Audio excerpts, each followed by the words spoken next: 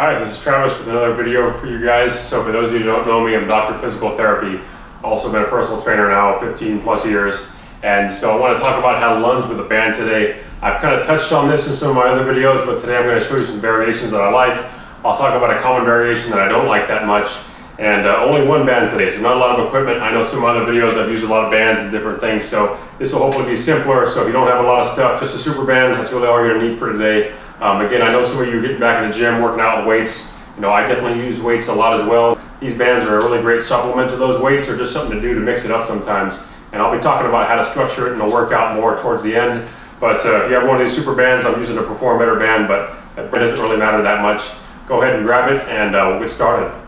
Okay, so first variation I'm going to show you guys is I'm going to put this thing around the top of my shoulders. Now, with a traditional squat, you can go into what we call like a low bar or more of a high bar position where it's kind of more on the upper traps. I'm going to go a little more in this low bar position where it's kind of more almost across my upper back. And so there's different reasons why you might want to choose one or the other. I usually will use a low bar position because particularly with the bands, because I think you can get better leverage on it sometimes. You know, many times, and especially if you have, you know, upper trapezius that are a little more sloped, these bands will tend to ride up on you and they get in your neck. So you can start out here, but sometimes it won't stick, or sometimes that pressure is just kind of hard. So I usually just come down kind of below my shoulders and I kind of catch the band there. Then from there, what I'll do is I'll pull the band down, I'll put one foot on top of it. Now, if you hurt by your toe the way I am here, it's gonna probably wanna come snap back at you. So usually what I would recommend is hold it down, put the middle of your foot on it, okay?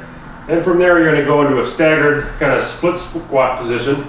I'm gonna just hold the band on my sides here like this.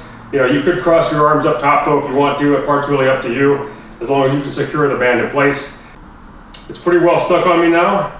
And so then I just lower down nice and easy and come back up. Again, I could come down here and I'm just going up and down, basically like I'm going for an elevator ride. So you don't want to shoot forward on these. You want to literally pretty much go straight down, okay? And I'm trying to do as much work as I can with my front leg.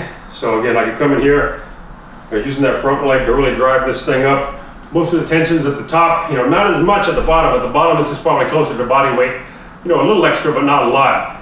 But then when I push up, I really feel that band trying to force me back down. So I'll use that leg. I'll take this thing out, you can switch it around, and then do the other side. And that's a conventional split squat with a band in a low bar position. Okay, so another variation, a pretty common one that I see is they'll take a band, fold it in half like this, and put it underneath your foot. And then they'll come down kind of in that split squat position, so sort of here. And then they'll come down into a split squat position, but you see, you lose the tension at the bottom, so there's really nothing at all down here. And then you get a lot of resistance at the top. So this is really going to be a lot of that top end strength. So you lose it, you come back and you get it again. So I personally don't really like that variation that much. There's a way you can sort of do it from a deficit, but I've really never found a way that I like. I tried to like it and I just don't like it that much. I see people do it a lot, and I've seen a lot of YouTube videos where people do this. So if you're one of them and you enjoy it, then you know, more power to you. But I personally wouldn't spend a lot of time on this variation. I would much rather grab some, you know, dumbbells by my sides, you know, kettlebell, something I can hold down here where I get a little more constant tension than having it so loaded at the top and then so little at the bottom. So I definitely like that high bar or low bar version that I showed better. But now I want to show another variation that's a little more asymmetrical to get a little bit more, you know, kind of anti-rotation, more of a rotational component that I think is a pretty cool variation. I haven't really seen that much. Okay, so a cool variation to get that rotational component is I'll sling it around one of my shoulders, you know, pretty much like I'm wearing a Tarzan kind of outfit or something like Under the Giant hat. Take your opposite foot, so I'm gonna cross my body.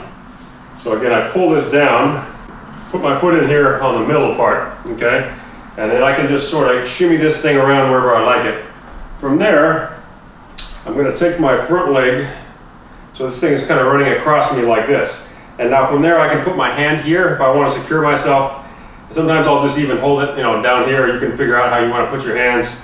And then, so what the band is doing now is it's trying to drive me down, and it's also trying to drive me across this way. So by maintaining my torso in that upright position and by keeping my shoulders back, I'm actually going to be working my obliques, some of my lumbar extensors quite a bit, as well as getting a good, amount of work on that thigh area that I think I would be if I was doing a normal split squat. And so again, I'll just come down here, sort of in this position. I go down, and again, sometimes you can if you want to tap your knee on the ground, that's fine. Just make sure it doesn't slam down. Again, I'm not letting my body come forward. I'm still doing the elevator ride that I did earlier. And so again, I could come down for a little bit of a deliberate pause, back up, down, back up, or I could do this at a little bit of a faster tempo where I don't really get much of a pause at the top or the bottom, or a little bit of a faster tempo where I don't really get much of a pause. And so again, the band is definitely fighting more at the top than it is at the bottom, so it's going to work a little more of that top end strength. But it's a pretty cool feel for those of you who only use dumbbells and kettlebells and do this kind of stuff in the past. That rotational aspect, you could hold a dumbbell on just one side, but it's a little unique with the band. I just think the angle kind of really does a nice job recruiting some of those hip muscles a little differently than how you're going to feel it if you do kind of an offset. Like sometimes what people will do is hold maybe a kettlebell in one hand and they would do something like that. Not a bad variation, but I kind of like the way it feels with the band. So try that one out and see what you think. Okay, so another cool variation is doing some side lunging, and I talked about side lunging in my ankle video, so you guys can go check that out. Now what I'm going to do though with the band is I'm going to put this again more in that low bar position. Okay, now you could also do an offset version as well. So I would come again to that low bar position here to do a more traditional side lunge, but I'm going to go to that other position where I have it more in that kind of Tarzan pose. I'm going to put my foot back in here on the middle. Now sometimes if you're not that good at side lunging, you might want to use something to steady yourself in the beginning. And so the cool thing here now is if I decide to side lunge, so the band is going to be, and again I can put my hand on this if I need to steady myself. So the band is going to be, obviously giving me a little bit of extra resistance to fight against here. Okay, but then what I could also do is I could take that direction even farther and I can go the other way to put a really good stretch on. And so in real time what you would do is something like this. You could come down, up, across, up, okay? And so it's almost like I'm sitting in a chair behind that leg, come back up, do the same thing on the other side, okay? Now sometimes people might want to put their hand on something to steady themselves, So if you need that, that's totally fine. Once you've kind of got the balance aspect of it figured out, you can come in here.